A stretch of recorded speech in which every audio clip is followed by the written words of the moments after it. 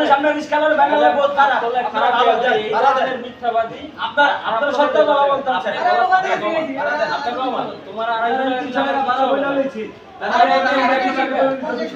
অনেক